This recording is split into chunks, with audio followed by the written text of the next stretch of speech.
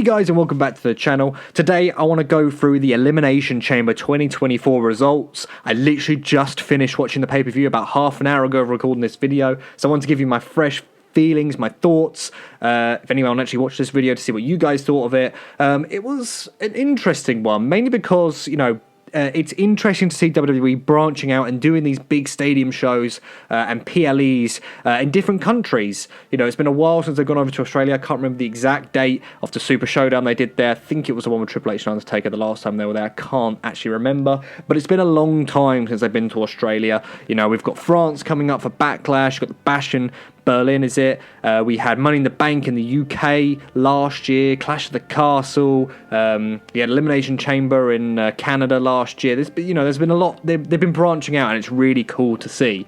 But I have to admit, when looking at this card before the show went on, I was kind of interested to see that it almost looked like other than the chamber matches, you got Rhea's homecoming, but the Undisputed Tag Team Championship match, the fact that Cody didn't have a match, Rock and Roman weren't there, or Roman especially, I thought the card was interesting.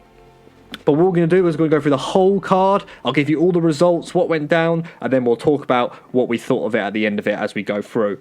So the pre-show was the Kabuki Warriors versus Candice LeRae and Indy Hartwell. The Kabuki Warriors retained the Tag Team Championships, the Women's Tag Team Championships. Didn't watch all this match. I was making me breakfast while I was getting ready for the big show. But from what I saw of it, it was a decent match. It was good to see Indy Hartwell, even if it was on the pre-show, get her spot in front of the crowd, as she's Australian, as the Corey Graves and Michael Cole said. I really like the Kabuki Warriors. I'm a big fan of Asuka. Kairi Sane's great. But yeah, from what I saw of it, it was a fine match. It's a good pre-show match. Getting into the main card then, we had the Women's Elimination Chamber match, which saw Becky Lynch starting out with Naomi. Third, Tiffany Stratton came out. Fourth was Liv Morgan, I think. Then I think it was Raquel Rodriguez, and then Bianca Belair. I think I remember that correctly. Winner of this match, Becky Lynch. Quite predictable. Obviously, they've been building Becky Lynch versus Rhea even before this match, which, to be completely honest, I think it's a strange tactic. Why build a match when you don't even know who's supposed to win the match to determine that match? I know that it could all be up for chance, and they could have done a twist. I understand that. But it still felt weird to me. Why not go through the Elimination Chamber and then start building Becky versus Rhea? If I'm completely honest, I would have preferred Bianca to win this match. No, I have nothing against Becky Lynch or any other women in that match. I just personally think that Bianca versus Rhea is a match I really want to see, and I feel like Mania is a perfect place to do that. But that being said, it is what it is. Becky Lynch versus Rhea will still be a great match. The Elimination Chamber match, I personally felt it started a little slow with Naomi and Becky, and then Tiffany Stratton came in, but it really picked up towards the end. I think all 6 women had a really good showing. I think everyone made the most of their time, especially Tiffany Stratton, very new up to the main roster. Clearly very over on Australia. That great sort of swanton she did from the top of the cage, I thought was really good. I thought she undercooked it at first. I thought she was going straight to the mat, but no, she hit it to perfection. Really liked it. Great match. Interesting finish. Bianca getting rolled up by Liv Morgan eating the final pin. But it didn't blow me away. It felt very structured, geared towards Becky Lynch getting that win and building towards Rhea and Becky at Mania.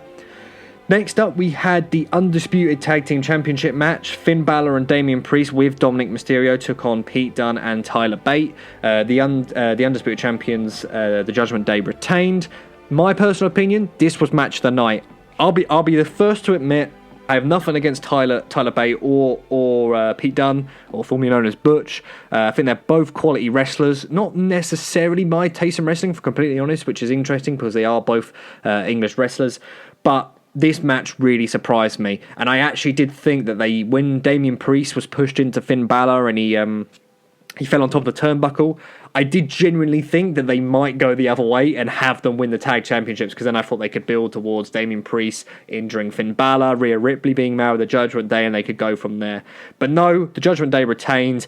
Quality match. Everyone in here It had everything. It had good wrestling. It had high spot moments.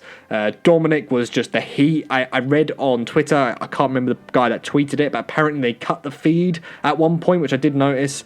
And that was because the whole entire front row was flipping off Dom.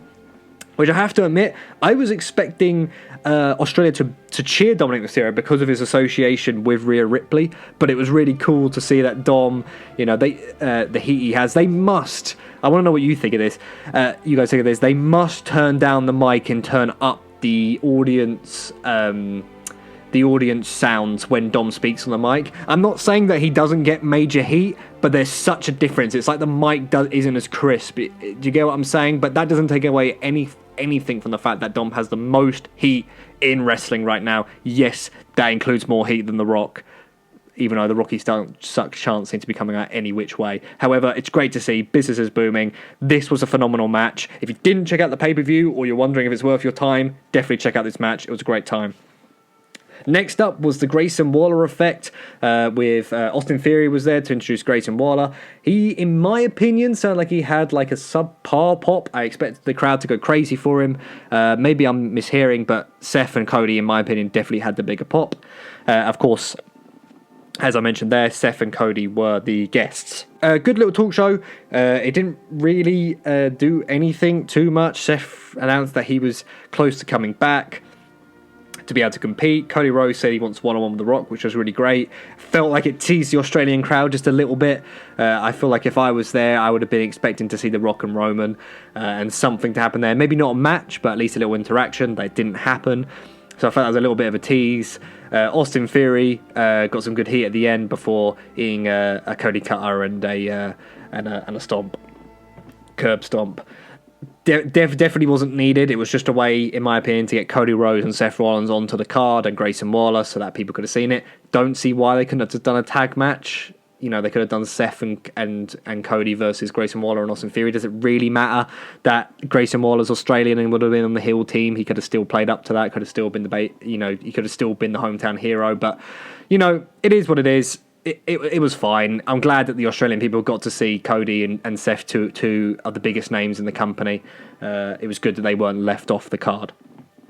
Next up, we had the men's Elimination Chamber match, which saw Drew McIntyre and LA Knight start out. Third was Kevin Owens. Fourth was Bobby Lashley. Fifth was Randy. And sixth was Logan. I think I remember that right. Again, good match. Bobby Lashley, I'm a big Bobby Lashley fan. Not sure if I mentioned that on the channel so far or not. Really like him. Would love to see him have another world title run, but I think we all know that this wasn't going to be the time because of the storyline he's got on with the Testament, or whatever they call Karrion Kross's faction. He had a good showing, but unfortunately eliminated first. Quickly followed by LA Knight because AJ Styles came in and trashed LA Knight with a steel chair. Obviously building towards an LA Knight and AJ Styles feud. I'm not mad about it, but I have to admit I did think they were going to go with LA Knight versus Logan Paul at Mania for the US Championship. Looks like LA Knight's going to have to wait a little bit longer for that singles title. However, it's good to see that he's still over at the moment.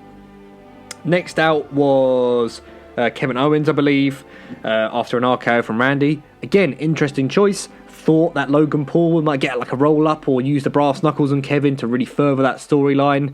Looks like they bowed away from that. And instead, after Kevin Owens got eliminated, Randy Orton eliminated Logan Paul, and then Logan Paul hit Randy Orton with the brass knuckles before he left the chamber, allowing Drew McIntyre to get the win after he ate an RKO. Drew McIntyre was the odds-on favourite to win this match. I'm not mad about it. He was the right person to win, in my opinion, as much as I would love to have seen Bobby Lashley win the match. Drew versus Seth is a WrestleMania-worthy match, and I do think that Drew McIntyre deserves a World Championship run. I think he's earned it. I think he's long overdue it. Bit interested to see the Orton and Logan Paul. Bit interested to see the Logan Paul and Randy Orton storyline. I wonder what they're going to do with that, what they've got in mind. But nevertheless, it's going to be it'll be exciting because Randy's a great worker. As much as people, actually, I feel like people don't hate to admit it. Everyone knows that Logan Paul is a good wrestler, and I think it'll be another great match under Logan's belt if they decide to do that at Mania, and maybe give Logan a credible win over an absolute legend. Who knows? And then, of course, we move into the main event, which saw Rhea Ripley defend her Women's Championship against Nia Jax. And, of course, Rhea Ripley came out on top as the hometown hero. Mid-match, just going to go out and say it, really happy that the crowd was so over for Rhea. You know, what an amazing moment that must have been for her in her home country. Mum, dad, sister in the front row to get that victory. They did the classic babyface getting beaten up and by the monster, by the big heel, and then she overcomes it. She took a lot of punishment in this match and came out on top. Just personally felt a little bit predictable, a little bit I don't know. It just didn't capture my attention, if I'm completely honest. But that doesn't mean to say that this wasn't an amazing moment for Rhea, and it doesn't mean to say that I'm not excited to see Rhea versus Becky Lynch at WrestleMania. So overall thoughts on the pay-per-view. I thought it was a good pay-per-view. I'm not going to say it was outright amazing. I'm just going to say that it was good. You know, the tag team match I thought was phenomenal. Really enjoyed it. The men's Elimination Chamber match was really good. The women's match was just good. The main event was mid. The pre-show match was okay. The Grayson Waller effect wasn't email. I think I read on Twitter during the show that the Grayson Waller effect segment could have just been an email. Couldn't agree more. Whoever said that, sorry, I can't think of the handle right now. But yeah, again, if you haven't seen the pay-per-view, maybe check out the chamber matches, check out the tag team match. You didn't miss much. It was all very predictable. It's all leading up to the show of shows, WrestleMania. But overall, I shouldn't do rankings, but I give it like a 6, maybe a 7, 6.5. We'll go with 6.5. It was okay. It was okay. But I want to know what you guys thought of the Elimination Chamber. Was I harsh? Did you really enjoy it? Was I too nice? Did you really not enjoy it? Let me know down below. And yeah, remember to like, comment, subscribe, and I'll see you on the next video. See ya.